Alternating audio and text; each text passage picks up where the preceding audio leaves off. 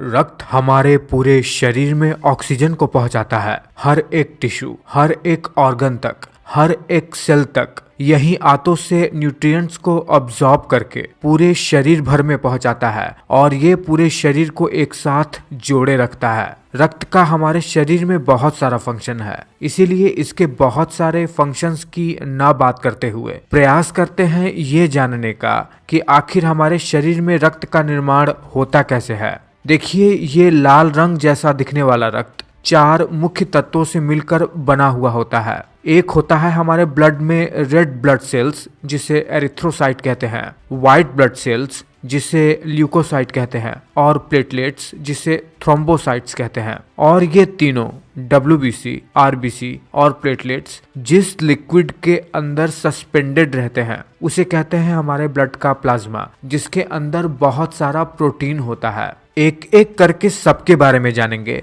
लेकिन सबसे पहले आपको ये बताते चलें कि जब आप कभी किसी ब्लड सैंपल को एक ट्यूब में रखकर उसे सेंट्रीफ्यूगेशन प्रोसेस से होकर गुजारेंगे तो हमारे ब्लड का RBC ट्यूब में नीचे की ओर बैठ जाता है और इसके बीच वाले पार्ट में WBC और प्लेटलेट्स आकर इकट्ठा हो जाते हैं। और सबसे ऊपर ये जो हल्के पीले रंग का लिक्विड हमें दिख रहा है, यही होता है हमारे ब्लड का प्लाज्मा, जिसमें बहुत सारे प्रोटीन होते हैं। चलिए आपको सबसे पहले ये बता देते हैं कि हमारे ब्लड में इस प्लाज्मा का निर्माण कैसे होता है। हमारे ब्लड प्लाज्मा में 90% वाटर होता है यानी H2O और 10% में ये आयंस, गैसेस, हार्मोन्स और सबसे ज़रूरी प्रोटीन्स वगैरह होते हैं, जिसमें से 9% तो केवल प्रोटीन ही होता है इसमें। और ब्लड प्लाज्मा में पाए जाने वाले प्रोटीन को 3 भागों में विभाजित कर दिया गया है। एक होता है एल्ब्यूमिन, जिसका निर्माण हमारे लिवर में होता है और ये हमारे ब्लड में रिलीज होने वाले हार्मोन और विटामिन जैसे चीजों को कैरी करने का काम करता है।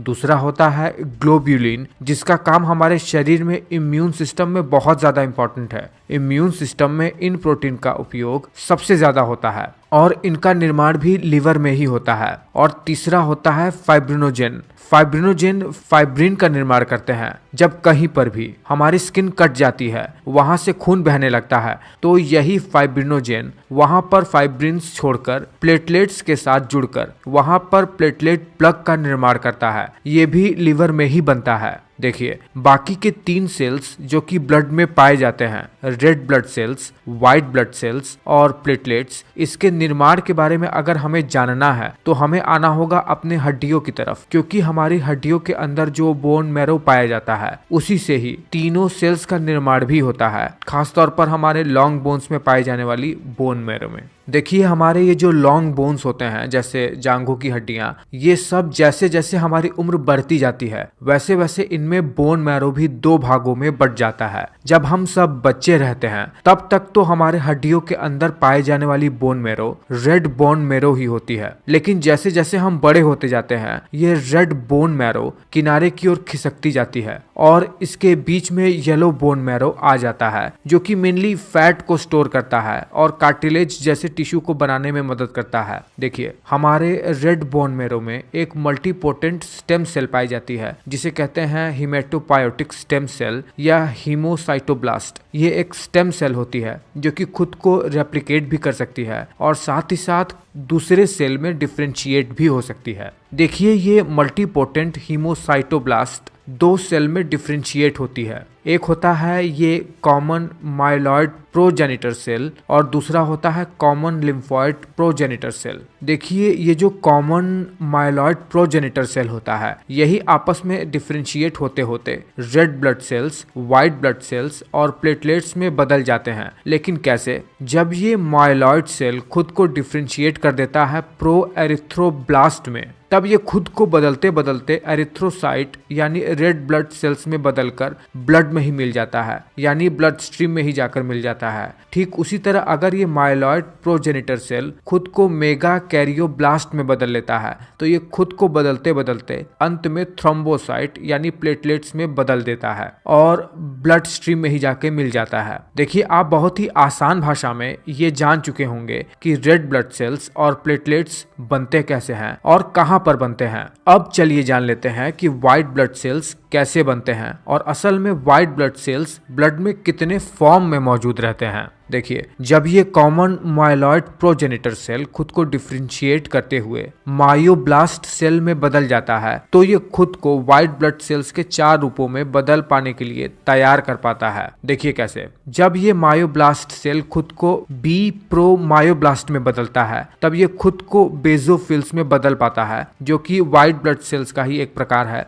बेजोफिल का काम क्या होता है? ये मेनली शरीर में एलर्जेंस को रिलीज करता है जैसे हिस्टामिन, और कुछ अर्ली कैंसर सेल्स को और पैरासाइट, फंगी जैसे पैथोजेंस को डिस्ट्रॉय करता है। देखिए, फिर जब यही मायोब्लास्ट सेल खुद को एन प्रो मायोब्लास्ट सेल में डेवलप कर लेता है तब यही सेल खुद को बदलते बदलते इन सभी प्रोसेस से होते हुए न्यूट्रोफिल में बदल पाता है, जो कि व्हाइट ब्लड सेल्स का ही एक प्रकार होता है। ये किसी भी बाहरी पैथोजन को डिटेक्ट करके उन्हें या तो मार देता है या तो उन्हें डिसेबल कर देता है। देखिए, फिर यही मायोब्लास्ट सेल खुद को ई प्रो मायोब्लास्ट सेल में डेवलप कर लेता है, यानी डिफरेंशिएट कर लेता है, और खुद में विकास करते करते ये इओजिनोफिल्स में बदल जाता है, जो कि व्हाइट ब्लड सेल्स का तीसरा प्रकार है। ये इन्फेक्शन वाले रीजन में इन्फ्लेमेशन पैदा करता है। और व्हाइट ब्लड सेल का चौथा प्रकार मोनोसाइट तब बनता है जब यही मायोब्लास्ट सेल मोनोब्लास्ट में बदल जाता है और टिश्यूज में पहुंचते ही ये मोनोसाइट मैक्रोफेजेस और डेंड्रिटिक सेल में बदल जाता है। Monocyte other white blood cells को हेल्प करता है डैमेज्ड और डेड सेल को खत्म करने के लिए या किसी भी कैंसर सेल को हटाने के लिए। वही जब ये मैक्रोफेज में बदल जाता है तो ये किसी भी बैक्टीरिया या वायरस को एनगल्फ करने का काम करता है, उन्हें डिस्ट्रॉय करने का काम करता है। और डेंड्रिटिक सेल का काम बहुत ज्यादा इंपॉर्टेंट होता है। ये किसी बहुत ही खतरनाक वायरस या बैक्टीरिया से एंटीजन को डिटेक्ट करके उसी के अनुसार टी लिम्फोसाइट और बी लिम्फोसाइट का निर्माण करवाने में मदद करता है। उसके बाद आ जाता है हमारे रेड बोन मैरो में पाए जाने वाले हीमोसाइटोब्लास्ट के दूसरे प्रोजेनिटर सेल, जिसे कहते हैं कॉमन लिम्फोइड प्रोजेनिटर सेल। ये खुद को पहले बदलता है लिम्फोब्लास्ट सेल में, उसके बाद ये खुद में फर्दर चेंजेस लाते हुए टी लिम्फोसाइट और बी लिम्फोसाइट में खुद को कन्वर्ट कर लेता है, जो कि हमारे अडेप्टिव इम्यूनिटी सिस्टम के लिए बहुत ही ज्यादा इंपॉर्टेंट है, बहुत ही ज्यादा। इन्हीं टी लिम्फोसाइट और बी लिम्फोसाइट का मैच्योरेशन हमारी बॉडी के अलग अलग टिश्यूज में भी होता है। देखिए, हमारे शरीर के लॉन्ग बोन्स में पाए जाने वाले रेड बोन मैरो से बनने वाले इन ब्लड सेल्स के प्रोसेस को हेमेटोपायोसिस कहा जाता है। और ये सभी सेल जो इस प्रोसेस में बनते हैं ये हमारे शरीर में पाए जाने वाले विभिन्न ब्लड वेसल्स के थ्रू ब्लड में जाकर ही मिल जाते हैं। और शरीर की जरूरत के अनुसार इन सेल के फॉर्मेशन में रेगुलेशन भी होता है, जो कि शरीर खुद ही अपने एनवायरनमेंट के अनुसार करता है। मैं उम्मीद करता हूं कि एक बहुत ही छोटे से वीडियो में इतना बड़ा टॉपिक में आसान से आसान शब्दों में समझा पाने में सक्षम हो पाया हूं। ऐसा है तो आप वीडियो को लाइक